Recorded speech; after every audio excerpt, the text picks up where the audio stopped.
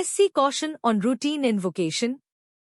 The Supreme Court recently emphasized that using the doctrine of prospective overruling should not be a routine practice. Courts must carefully consider if the circumstances truly warrant it.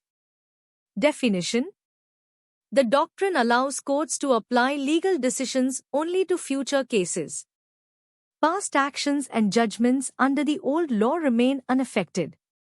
Purpose: it prevents penalizing those who acted based on previous legal interpretations when the law is reinterpreted.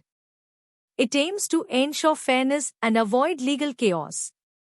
Contrast to retrospective rulings. This is in contrast to retrospective rulings. Retrospective rulings apply the new interpretation of the law to both past and future cases.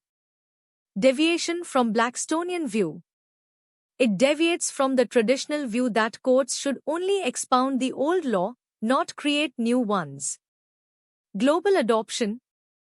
The doctrine originated in American jurisprudence and is used in countries like India and the UK. Indian jurisprudence.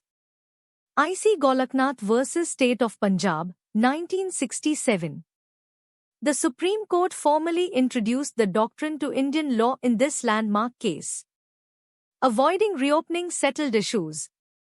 The doctrine prevents reopening already settled legal matters and avoids a multiplication of legal proceedings. Binding on subordinate courts. Subordinate courts must apply the new law only to future cases. SC's power to set effective date. The Supreme Court can specify when a new ruling takes effect. This protects decisions made before that date.